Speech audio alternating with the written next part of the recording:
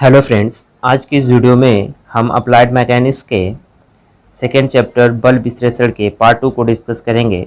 इस चैप्टर का पार्ट 1 का वीडियो अपलोड हो चुका है। उस वीडियो को आप लोग नहीं देखे हैं तो उस वीडियो को जाकर जरूर देखें। तो आइए देखते हैं। देखिए, कह रहा है पहला क्वेश्चन, गेज दाब से संपूर्ण दबाव पाने के लिए हमारे पास ऑप्शन है। पहला है वायुमंडलीय दाब को घटाएं, वायुमंडलीय दाब को जोड़ें, 273 घटाएं, 273 जोड़ें। ठीक है, तो देखिए गेज दाब से संपूर्ण दबाव पाने के लिए मतलब कि गेज दाब के लिए देखिए एक फॉर्मूला होता है कि absolute pressure equal to atmospheric pressure plus gauge pressure. ठीक है, ये फॉर्मूला होता है, यानी कि मानक दाब इक्वल टू वायुमंडलीय दाब प्लस गेज दाब। ठीक है, तो देखिए क्वेश्चन कह रहा है गेज दाब से संपूर्ण दबाव पाने के लिए, तो ये गेज दाब है।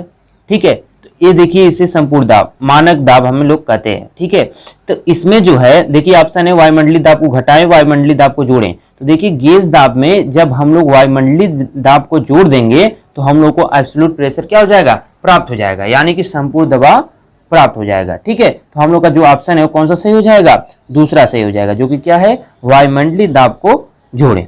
ठीक है, तो आइए अब हम लोग नेक्स्ट क्वेश्चन की बात करते हैं। देखिए नेक्स्ट क्वेश्चन कह रहा है दो बलों के लिए कौन सी साम्यावस्था प्रयुक्त होती है। ठीक है, दो बलों के लिए कौन सी साम्यावस्था प्रयुक्त होती है। ठीक है, पहला है समान क्रिया रेखा, दूसरा है परिमाण में समान यानी कि मैग्नीट्यूड में समान, दिशा में विपरीत, उपयुक्त सभी विकल्प।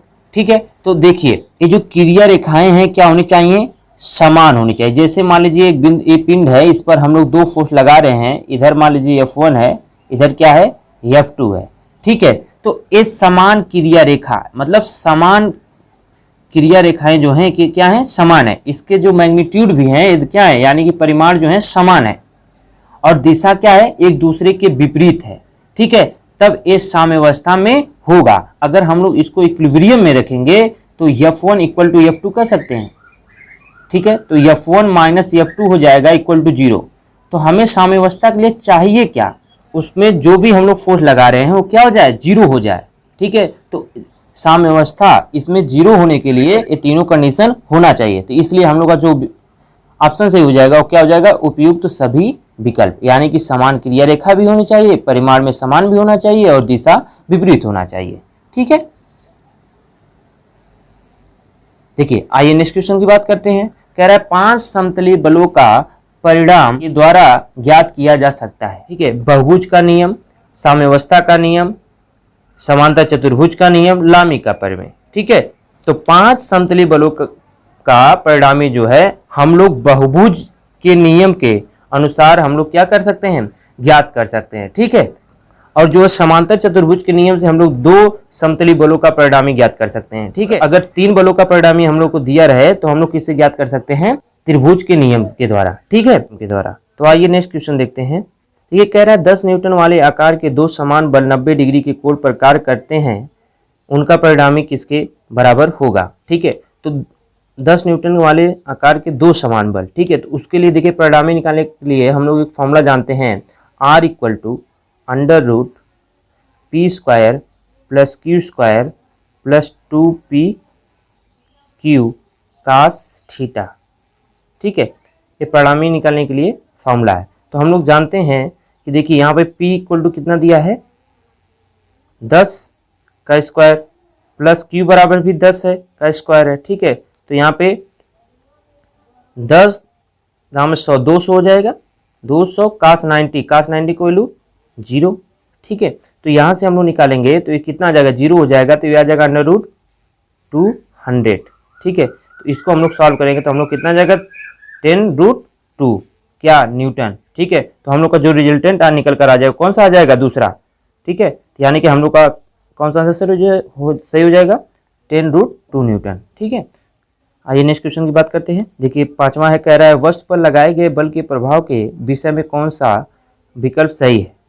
ठीक है, जब वस्तु पर बल लगाया जाता है तो उसके प्रभाव में कह रहा है कौन सा विषय विकल्प सही है। तो पहला है आंतरिक प्रतिबल का उत्पन्न होना, वस्तु पर लगने वाले अन्य बलों का संतुलन, गति को धीमा करना, सभी विकल्प सत्य। ठीक है, देखिए कोई भी वस्तु है यदि उस पर हम लोग फोर्स लगाएंगे, ठीक है, ये मान लीजिए कोई भी पिंड है, अगर उस पर हम लोग फोर्स लगाएंगे तो आंतरिक प्रतिरोध इसमें कुछ न कुछ उत्पन्न होगा।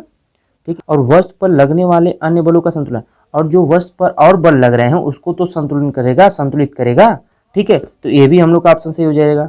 और गति को धीमा करेगा। ठीक है, अगर ये पिंड या तो आ रहा है कहीं से, तो अगर बल लगाएंगे तो उसको रोक सकता है कि नहीं, तो ये गति को धीमा भी कर सकता है। इसका मतलब हम लोग का जो ऑप्शन है कौन सा सही हो जाएगा, डी पार्ट, जो क्या है सभी विकल्प सत्य है।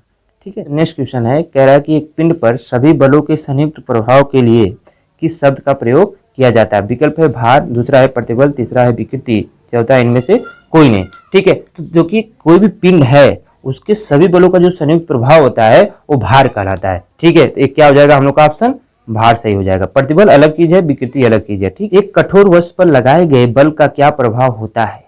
एक कठोर वस्तु है, उस पर जब हम लोग फोर्स लगाएंगे तो उसमें त्वरण भी होगा। ठीक है, देखिए पहला ऑप्शन है त्वरण, तो उसमें क्या होगा, त्वरण उत्पन्न होगा। मंदन भी उसमें होगा। अब आप लोग कहेंगे मंदन क्या होता है। ठीक है, तो ऋणात्मक त्वरण को ही हम लोग क्या कहते हैं, मंदन कहते हैं। ठीक है, और गति की दिशा में परिवर्तन, जब कठोर वस्तु पर बल लगाया जाएगा तो क्या होगा, उसकी गति में दिशा में परिवर्तन भी तो होगा। तो हम लोग का ऑप्शन कौन सा सही हो जाएगा, डी, जो क्या है ऊपर के सभी। देखिए हम लोग नेक्स्ट क्वेश्चन की बात करेंगे, कह रहा है समकोण पर कार्य कर रहे दो बल P का परिणामी होगा। ठीक है, तो समकोण पर कार्य कर रहे दो बल P का परिणामी होगा। ठीक है, तो क्या हम लोग जानते हैं परिणामी के लिए formula R equal to √P² Q²। तो दो बल क्या है, P ही है, तो P² प्लस P² हो जाएगा।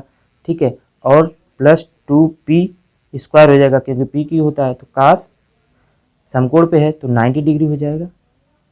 ठीक है, तो 90 डिग्री हो जाएगा, तो 90 डिग्री का वैल्यू काश 90 का वैल्यू क्या होता है, 0, तो ये 0 हो जाएगा। यहाँ से क्या आ जाएगा 2P², यानी कि √2P क्या हो जाएगा, आंसर रिजल्टेंट आ जाएगा, यानी कि परिणामी आ जाएगा। ठीक है, तो ये वीडियो आपको अच्छा लगे तो लाइक शेयर कमेंट सब्सक्राइब करना न भूलें। Thank you to all of you.